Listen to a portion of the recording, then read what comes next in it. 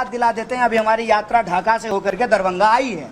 ढाका में भारतमाला प्रोजेक्ट बन रहा है। भारतमाला प्रोजेक्ट क्यों बन रहा है, किसके लिए बन रहा है? बिहार में जब कुछ है ही नहीं तो रोड क्यों बन रहा है? बिहार में है, बिहार में वो है जिसके लिए दुनिया तरसने वाली है। बिहार में है पानी, और पानी, याद कीजिएगा मेरा यह बात, एक प्रेस कॉन्फ्रेंस याद कीजिएगा, आज बोल रहे हैं, पानी पेट्रोल से भी ज़्यादा कीमती होना है, क्योंकि पेट्रोल पीने से प्यास नहीं बुझती है। पानी की ज़रूरत सबको है। दुनिया में जिस तरह से पानी ख़त्म हो रहा है, दुनिया भर के पूंजीपतियों और कारोबारियों की नज़र बिहार की पानी पर है। और जब इंडस्ट्रियलाइजेशन होना था तब इंडस्ट्रियलाइजेशन नहीं हुआ है, और जब इंडस्ट्री अब ऑटोमेटिक हो गया है, जहां लोकल लोगों को रोजगार नहीं मिलेगा, तब ये जो है छोटा छोटा यूनिट लेकर के आ रहे हैं ताकि यहाँ के पानी का दोहन किया जा सके। ये जो बड़ी बड़ी सड़कें बन रही हैं हमारे आसपास, हमारे पास तो इनकम ही नहीं है, तो सड़क बना रहे हैं किसके लिए? सड़क बना रहे हैं यहाँ का संसाधन लूट के लेके जाने के लिए। आपको क्या लगता है, मखाना पे भाषण लगा दे करके गए हैं प्रधानमंत्री मस्का मार कर? कन्हैया की कौन सी यात्रा हो रही है आपको तो पता ही होगा। सब पता है, मॉनिटर भी कर रहा हूँ। पलायन यात्रा हो रही है, ठीक है, पलायन। और कन्हैया का 2-3 दिन पहले एक वीडियो वायरल हुआ जिसमें कन्हैया कहता है कि ये जो है, जो भी लोग आ रहा है, जो भी कंपनियां आ रही हैं, या हमारे पास आज सब कुछ है, सब लोगों की नजर यहीं पर है, पानी के लिए आ रहे हैं। पानी हमारे यहाँ है, जो हमारे पास है वो किसी के पास नहीं है, इसीलिए सब लोग आ रहे हैं। इंडस्ट्रिस्ट भी आ रहे हैं, फलाना भी आ रहा है, ढिमकाना भी आ रहे हैं। कन्हैया ने क्या गलत बोला? अब आप देखिए, सोचने का नजरिया। बिहारियों की सबसे बड़ी प्रॉब्लम क्या है कि वो उद्योगीकरण नहीं है, तभी तो पलायन हो रहा है। समझिए तो सही, आज का जो औद्योगिकरण है, आज का जो औद्योगिकरण है वो दो ही अडानी और अंबानी पर आश्रित औद्योगिकरण है। आपने झारखंड में देखा ना, एक दिन में 24 लोगों को गोली से उड़ा दिया गया, सिर्फ इसलिए कि वो अपना जमीन अडानी को नहीं दे रहे थे। ये मैं नहीं कह रहा हूं, आपको कतरनों में मिल जाएगा। और आज वही अगर बिहार जा रहा है, और बिहार सरकार आज तक, लालू यादव का 15 साल नीतीश के समय में, इस समय तक तो अभी तक उसका आगाज तो हुआ नहीं था। आज जब बीजेपी नीतीश जी के साथ में होकर सत्ता में है, और खुद को जब उसको लिए लग रहा है कि से भाई हम यहाँ पर मतलब कुछ भी कर सकते हैं, तो ऐसे उद्योगपति को बुला रहा है। तो ऐसे उद्योगपति की मंशा पर शंका होनी ही चाहिए। और सुनिए, ऐसे उद्योगपति जाएंगे तो कभी पलायन नहीं रुकेगा। कन्हैया छोटे छोटे उद्योग की भी बात कर रहा है कि आज जो छोटा छोटा हमारे यहाँ लग रहा है, चाहे बड़े लोग आने वाले हैं, उन सबकी नजर पानी पे है। नहीं, आपने देखिए, आप इसी समय वो वीडियो चलाइएगा, पब्लिक को मौका दीजिएगा, वो सही विश्लेषण करे, उसके बातों को जरूर चलाएंगे आप। मैंने कन्हैया को, अगर आप नहीं चलाते तो मैं मानूंगा कि आप बायस हैं। आप कांग्रेस में भले कन्हैया चला गया है, लेकिन आप देख नहीं रहे हैं कि कन्हैया वही है, कन्हैया टुकड़े टुकड़े वाला, वामपंथी जमात वाला। और जो आप कह रहे थे कि कन्हैया ये है, कन्हैया वो है, कन्हैया थप्पी पिटवा जमात से बाहर नहीं आ पाया। कन्हैया की यात्रा को देखिए, कांग्रेस तो सिर्फ नाम है, कांग्रेस के यूथ कांग्रेस की यात्रा हो रही है, लेकिन उस यात्रा का जब झलक देखेंगे ना, तो तमाम एमसीसी, तमाम वामपंथी, तमाम लोग आपको कितना एक्सपर्ट है। कन्हैया वही भाषा, कन्हैया बदला नहीं है, कन्हैया का चरित्र वही है। जहां से वो छात्र जीवन में शुरू हुआ था, लबादा भले बेगूसराय के हार के बाद उतार लिया, लेकिन कन्हैया बदला नहीं है। आप भूमियार करते रहिए, लेकिन कन्हैया का चरित्र वही है, उसकी नजर आपके जमीन पे है। आज भी आप बीजेपी आईटी सेल के लिए काम कर रहे हैं क्या? बीजेपी आईटी सेल क्या होता है?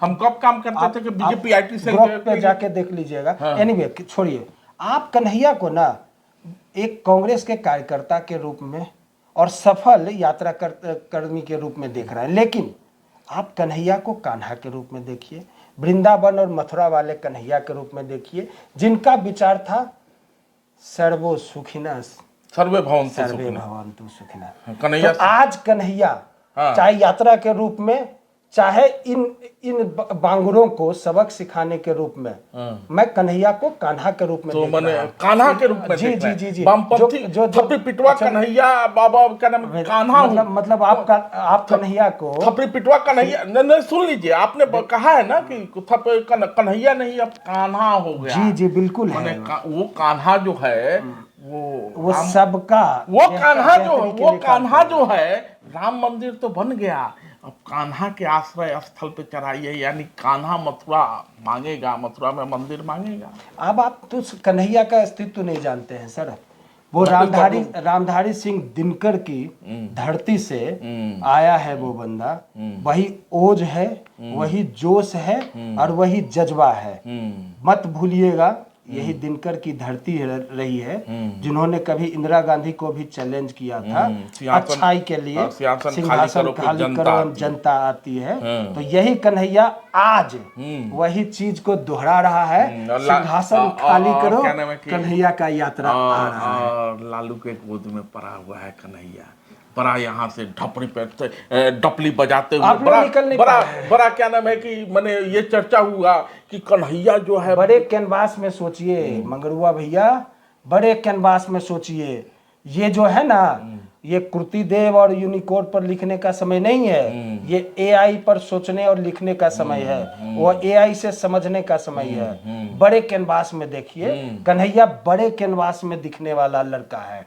कन्हैया ही भविष्य है। तो बड़े कैनवास मतलब खाली टीवी पे देखना है, जनता दिखना है, जनता से टीवी तो दिखाता ही नहीं है उसे, जनता से कोई वास्ता नहीं है। क्यों नहीं वास्ता है भाई? आप बताइए ना, कहाँ है प्रशांत किशोर, कहाँ है लालू यादव का परिवार, कहाँ है माननीय नीतीश कुमार जी?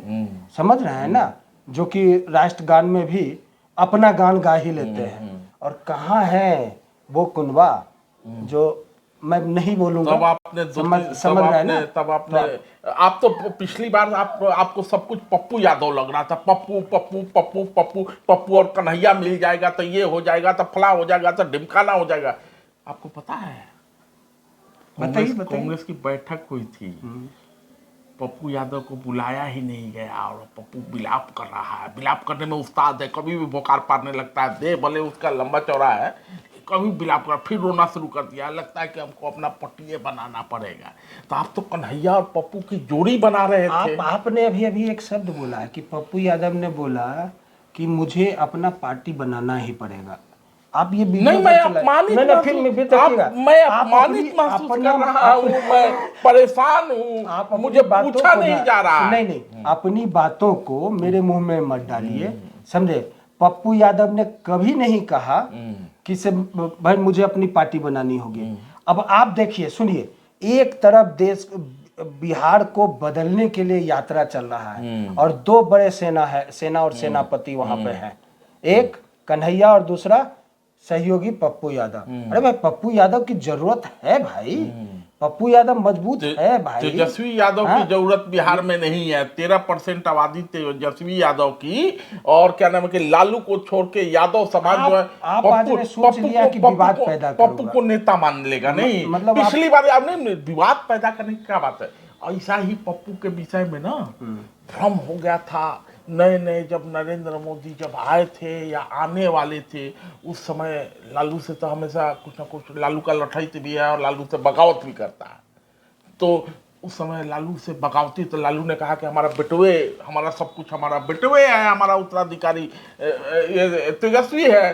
तो पप्पू यादव को लगा कि अरे आज तक तो हम खुद को कहते थे कि लालू के मानस पुत्र हैं, लालू जी के उत्तराधिकारी हैं, तेजस्वी आ गया। तो मोदी के साथ चले आए थे, उस समय पार्टी भी था, और पूरा बिहार में ये चर्चा हुआ कि अब यादव का एक धरा जो है ना टूट के पप्पू यादव के साथ आ जाएगा और लालू बर्बाद हो जाएगा। ऐसा कुछ नहीं हुआ, पप्पू की दाल नहीं गली। तो कन्हैया, ये कांग्रेस को भी ये भ्रम है पप्पू को लेकर, लेकिन कांग्रेस ही बड़े चालाक है। देखिए, बड़ा चतुर आदमी है, आप कितना इस्तेमाल करना है, बड़ा चतुर आदमी है। जब भी देखिए कितने बायस हैं आप, बायस बना, मैं आपको बायस बोल रहा हूँ। आनंद मोहन की जब बात आएगी तो मंगरुआ चुप, मंगरुआ क्वेश्चन नहीं करता हुआ, देखिए आनंद मोहन से क्वेश्चन करते हुए मंगरुआ नहीं दिखेगा। हम घंटा भर का इंटरव्यू करते हैं, आपको रुक जाइए। लेकिन जब पप्पू यादव की बात आएगी, मास नेता, जब कन्हैया की बात आएगी, सफल नेता। सफल नेता कन्हैया नेता हो गया? हाँ हो गया सर। अच्छा, हाँ हो गया। नेता का मतलब क्या समझते हैं? संसद भवन में वो 542 लोगों के बैठने वाला वही नेता है क्या? मैं नहीं मानता कि वो संसद भवन में अखिलेश सिंह को नेता। अरे अखिलेश सिंह को चंद्रशेखर जी भी, सुभाष चंद्र बोस भी कभी भी संसद भवन में कदम नहीं रखा। अंबेडकर जी ने कभी भी संसद भवन में कदम नहीं रखा। जीते नहीं अंबेडकर, लेकिन सुनिए, अंबेडकर को हरा दिया लोगों ने, अंबेडकर को हरा दिया लोगों ने, कन्हैया हारा हुआ है। जब जीतेगा तब। अच्छा, ये क्या चंद्रशेखर जी को, क्या आप सरदार वल्लभ भाई पटेल को, क्या आप चंद्रशेखर आजाद को या फिर सुभाष चंद्र बोस को नेता मानते हैं या नहीं मानते? महात्मा गांधी जी को नेता मानते हैं नहीं मानते हैं? हमको ये मैं क्या बोल रहा हूँ, विचार के उस कैटेगरी में तो कन्हैया पहुंच चुका है। महात्मा गांधी जी जी बिल्कुल कन्हैया पहुंच गया। आज का महात्मा। दिल्ली में वो धूर्त आया था मुख्यमंत्री, कभी कहता था आप मानते हैं, लेकिन दिल्ली का पब्लिक नहीं मानता। कभी कहता था कि हम दिल्ली का पब्लिक नहीं मानता। कभी कहता था कि दिल्ली का पब्लिक नहीं मानता। कभी कहता था कि गांधी 13 साल शासन करके गया है सर। कभी कहता था कि 13 साल इज्जत करिए, 15 साल वाले को देश दे देते हैं। अरे हमने लाया था, हमने लाया था। धूर्त को धूर्ती कहा जाएगा, कन्हैया धूर्त। अरे भाई आपकी जरूरत है कन्हैया को, मंगरुआ जैसे लोगों की जरूरत है कन्हैया को। ठीक है, जरूरत में मैं खड़ा हूं, छात्र है, मुझे पूर्ण विश्वास है कि जिस दिन कन्हैया उमाशंकर के सीट पर आपके सामने होगा, उसके कल होके जब आप वीडियो पब्लिश करेंगे तो वो कल होके फिर कन्हैया की इज्जत करना आप शुरू कर देंगे और कन्हैया के वैल्यू को समझना शुरू कर देंगे। कन्हैया से वैचारिक और प्रतिभावान होता है, हमारा तो भूमिहार प्रतिभावान होता ही है। तो अब लेकिन अखिलेश सिंह भी भूमिहार थे। अखिलेश सिंह को ये और पप्पू ने मिलकर निपटा दिया। अखिलेश सिंह का एज क्या है? अखिलेश सिंह 60 साल के होंगे। 60 साल के ना, रिटायरमेंट का समय था। अरे भाई, मल्लिकार्जुन खड़गे 84 साल 80 साल के हैं और कांग्रेस के अध्यक्ष बने हुए हैं। सोचिए, और बिहार कांग्रेस का अध्यक्ष। सोचिए एक ऐसे पॉलिटिकल पार्टी के बारे में सोचिए कि 80 साल 85 साल के लोगों को भी अपना गार्जियन स्वरूप मानकर उनका आशीर्वाद लेता है, और यहाँ पे आप ऐसे पॉलिटिकल पार्टी के सपोर्ट में जाते हुए नहीं, मैं किसी पॉलिटिकल पार्टी का मैंने ये नहीं बोला, मैं दिखते आजकल तो हो गया ना कि अपने अपने चश्मे से देखता है, लेकिन जो वास्तविक स्थिति है, अखिलेश सिंह को मैंने ये नहीं बोला, मेरी बात को बोलने ही नहीं दिए। अखिलेश सिंह को मेरी जवाब मिल जाएगा सर। अखिलेश जी अपनी जरूरत के हिसाब से, अपनी चाहत के हिसाब से कन्हैया को ले आए, उन्होंने काम कर लिया है। अब जरूरत है बिहार कांग्रेस को एक ऐसे नेता को जो जमीनी स्तर पर दौड़े, जमीनी स्तर पर लोगों से मिले, जमीनी स्तर पर संगठन तैयार करे, जमीनी भाषा बोले और जमीन को ही मजबूत करे। तो उसमें अखिलेश जी थोड़ा कम थे, इसलिए ऐसे लोगों को दिया गया है जो वाकई में ये कर सकता है और वो कर रहा है। तो कन्हैया सफलता दिलवाएगा, कन्हैया सफलता दिलवाएगा। लेकिन गिरिराज सिंह को तो रावण पसंद आ रहा है, चंद्रशेखर रावण कन्हैया से। गिरिराज सिंह पर कभी और बहस कर लेंगे, मतलब उनके जैसे लोगों पर बहुत मत करिए बहस। वो सिर्फ बहस करवाने के लिए ही गिरिराज सिंह जैसे लोग नेता हैं। अभी आप नहीं समझते, संसद भवन में बैठा हुआ आदमी गिरिराज सिंह जैसे लोगों को ढो रहा है और उसको साथ में लेके चल रहा है ना, तो सिर्फ और सिर्फ बहस करवाने के लिए और कोई काम नहीं। लेकिन चुप हो गए थे जब कीर्ति आजाद ने कहा था कि इसको कपड़ा पहनने का लूर नहीं था, हम ही सिखाए और हमारे यहाँ एमएलसी बनने के लिए बैठा रहता, चुप हो गए थे। याद रखिएगा, आज भी कीर्ति झा आजाद बेशक भारतीय जनता पार्टी से बाहर हो, भारतीय जनता पार्टी के साथ नहीं हो, लेकिन आज भी भारतीय जनता पार्टी में कीर्ति झा आजाद की उपस्थिति उतनी ज्यादा है जितना ही कम गिरिराज सिंह का है। इसलिए गिरिराज सिंह आज भी कीर्ति झा आजाद के जैसे लोग जब चाहे तब बीजेपी में ही आईना दिखा सकता है। तो चलिए, इनको कन्हैया में उम्मीद नजर आ रही है, मंगरुआ को भी उम्मीद नजर आती है। कन्हैया नौजवान है, कन्हैया वोकल है, कन्हैया बात रखता है, कर्मठ भी है, लेकिन इनको पसंद इसलिए आता है कि कन्हैया भूमिहार है। धन्यवाद। डीवीसी दाल भात चोखा खा करके विद्यार्थी जो है पढ़ता है, और जब एग्जाम देने की बात आती है तो प्रश्न पत्र लीक हो जाता है। खुदा न खास्ता अगर प्रश्न पत्र लीक नहीं हुआ, भर्ती की प्रक्रिया पूरी हो गई, तो नियुक्ति पत्र नहीं दिया जाता है। ये यात्रा, आपने बार बार पूछा, ये यात्रा किस लिए है?